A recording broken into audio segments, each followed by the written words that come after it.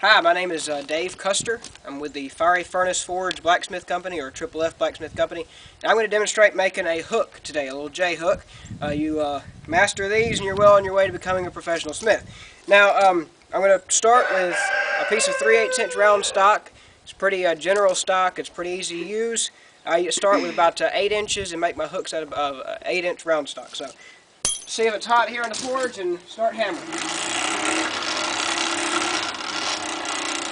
And the first thing I'm going to do is I'm going to taper the end of it, and that'll be the part that we make our J hook out of. And then the bracket will be on the other end. The first end, though, the end of it, we're going to taper with the hammer on the anvil.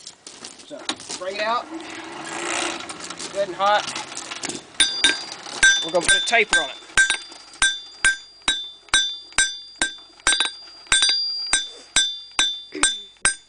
Just use your hammer to taper the end of it to a point. As usual, you taper square.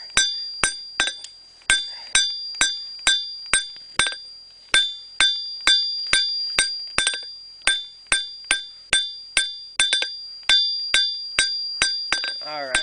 Straighten everything out before we return it to the fire, so when we bring it out good and hot, it'll be ready. And put it back in the fire and finish this taper up.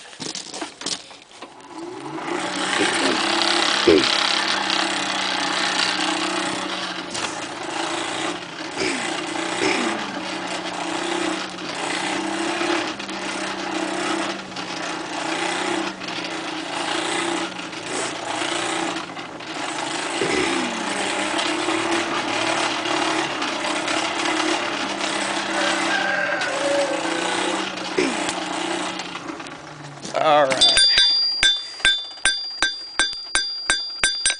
Work the taper all along it and make sure it's good and smooth and comes to a good point. It is even on both sides. You don't want one side more flat than the other side. Alright, now that the taper's done, take and beat in the corners of the square taper so that we can make it round like the rest of the piece of steel. It doesn't have to be super hot to do this. And then you just start rolling the steel after you beat those corners in. You start rolling the steel so you can round it back off.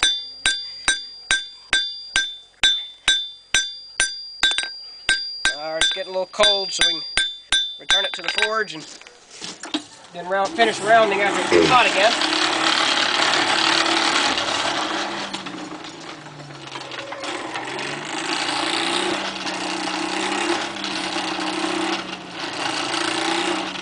Like I said, it don't have to be real hot.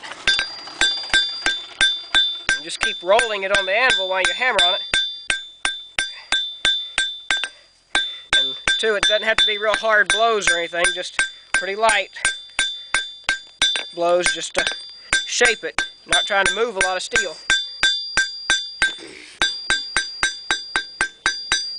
Alright, that's pretty good and round. We'll return it to the fire, and then we're going to put a curlicue on the very tip here. We're going to take the tip and bend it over the edge of the anvil. Then we'll take it and where that piece is sticking up, and we'll start rolling it with the hammer. Make a little, I call it a curlicue there on the tip. Just gets rid of that sharp tip on your hook. It also adds a little bit of decoration to it. You got to be careful. It'll heat up real quick and burn if you're not careful. Alright, we'll just take it, knock it over the edge of the anvil, then flip it up, and then start bringing that tip back to us. And you'll rotate your left arm with your tongs as you tap on it so that it's a good even circle all the way around. And see there's a little curlicue tip on the end. And now we're going to take it and heat up this section right here real hot, and we'll take it and hammer it around the horn of the anvil. And when we hammer it around the horn of the anvil, we're not going to chase it all the way around the horn, because then we'll end up all like this. So what we're going to do is we're going to take it and we're going to move our tong hand down as we bend the hook around the horn, and that'll keep us from chasing the steel around the horn. Take it, heat it up real good.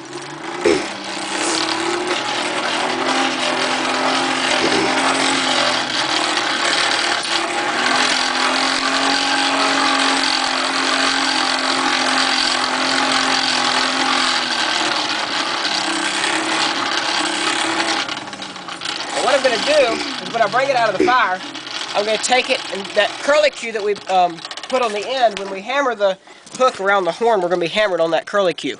And so what we got to do is we got to cool that curlicue off right quick so that our hammer doesn't squish the curlicue. And then we can take the and hammer the hook around the horn.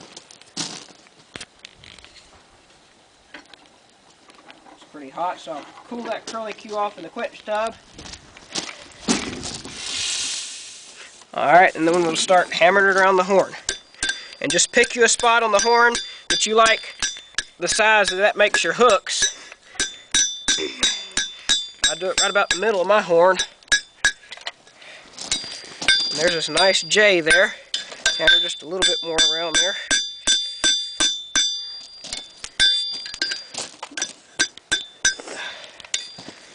Alright, that's pretty good. Now we'll flip it around.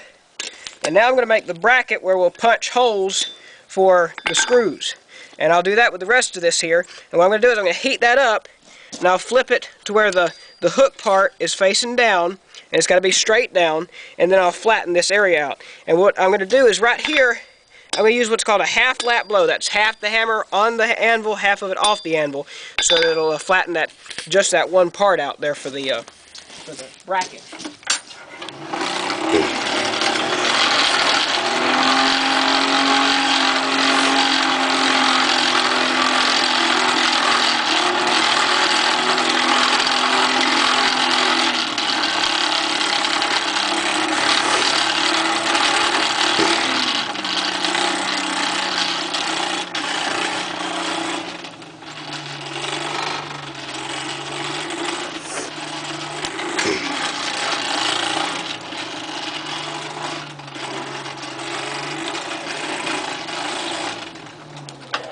Alright, flatten the bracket out now.